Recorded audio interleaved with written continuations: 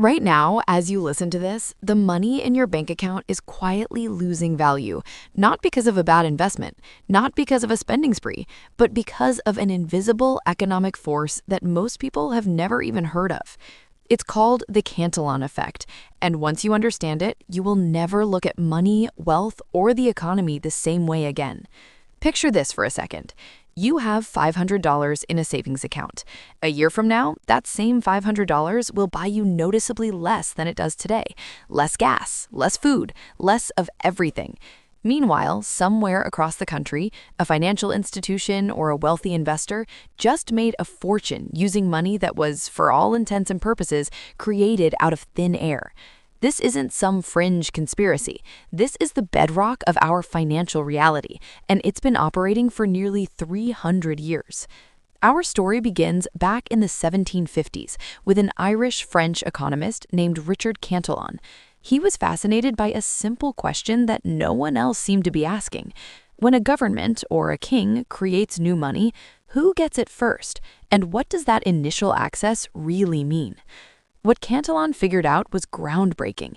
He saw that new money doesn't just sprinkle down evenly on the population. It doesn't magically appear in everyone's wallet at once. Instead, it's injected into the economy at a specific point, and then it ripples outward like a stone tossed into a pond. The people closest to the splash, the initial recipients of the new money, gain an incredible, almost unfair advantage. And the people on the furthest edge of the ripple, they get hit by the wave of higher prices long before they ever see a drop of the new money. They are the ones who get hurt. This single principle is the key to understanding almost every major financial event of the last few centuries. It explains why in the 2008 financial crisis, the same banks that caused the meltdown received massive bailouts, while ordinary people lost their homes. It's why the stock market can soar to new heights while your paycheck feels like it's stuck in neutral. It's why a starter home in your city costs a fortune and why your grocery bill keeps climbing, relentless and unforgiving.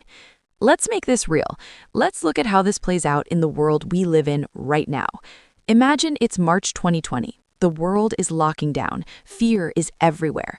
To prevent a total economic collapse, the Federal Reserve decides to inject trillions of new dollars into the system. But here is the critical part that slipped by most of us. That money isn't mailed out to every citizen in a neat little envelope.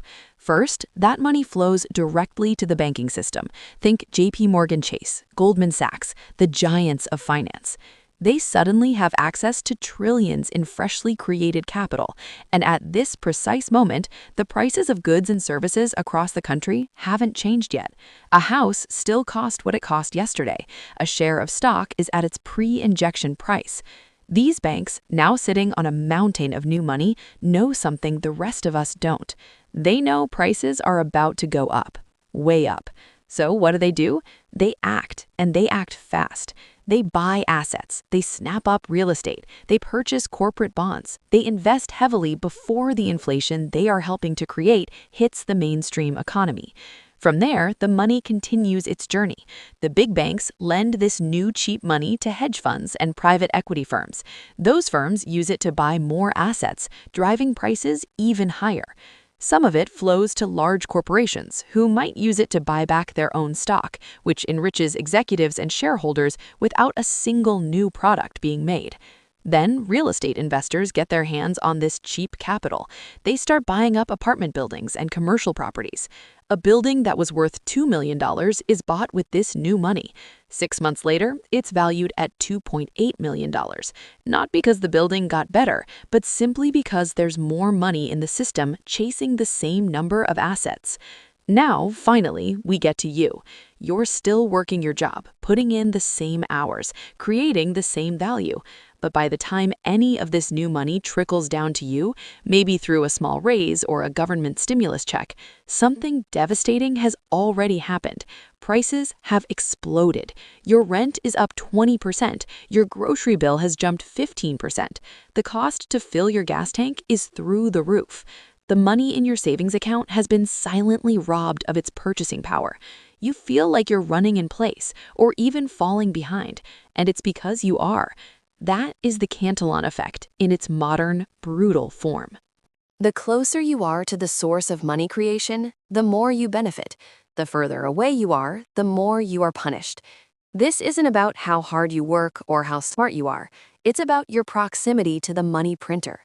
Let's look at the numbers, because they tell a staggering story. Between 2008 and 2024, the U.S. money supply expanded from around $2 trillion to over $20 trillion, a tenfold increase. If that money was distributed evenly, everyone's wealth should have increased proportionally. But that is the opposite of what happened. During that same period, the wealth of the top 1% in America nearly tripled, while the wealth of the entire bottom 50% of Americans barely grew at all, increasing just 12%. Think about that. The ultra-wealthy saw their fortunes multiplied by 3, while half the country was left behind, their small gains erased by inflation. For 3 decades, real wages for the average worker have been almost completely flat. You're working just as hard as someone in 1995, but your paycheck buys less. This isn't a bug in the system, it's the system itself. When you flood the economy with new money that flows first to those who already own assets, stocks, bonds, real estate, you guarantee that asset prices will rise much, much faster than wages. The result is an invisible, continuous transfer of wealth from people who trade their time for a paycheck to people who own things. And this process is only getting faster. In the past, it might take months for new money to filter through the economy. Today, with digital finance, central banks can create trillions with a few keystrokes, and that money moves at the speed of light. So, what can a regular person possibly do about this? The first step is a mental one. You have to understand that income and wealth are 2 completely different things. Earning a high salary won't make you wealthy if inflation is eating away at its value every single year. Real wealth is built by owning assets, things that hold or increase their value as the currency gets weaker. This means learning to think like an owner, not just an employee. When you own a piece of a business through a stock or a piece of property or other assets that can't be printed out of thin air, you put yourself on the other side of the equation. You start to benefit from the very inflation that erodes a wage earner's savings because your assets become worth more in dollar terms. This isn't about blaming yourself for not getting ahead. The game is rigged. The challenge isn't about your spending habits or your work ethic. The challenge is seeing the board for what it is, understanding the rules, and positioning yourself to survive and even thrive.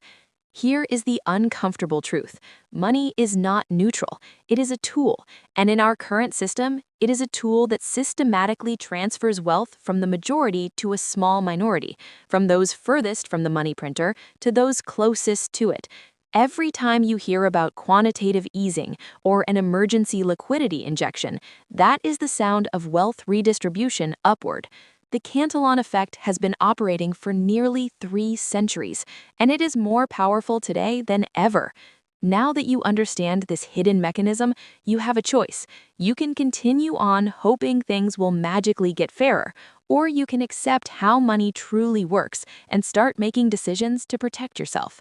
That is the real financial education, the one that separates those who build lasting wealth from those who are left wondering why they can never seem to get ahead.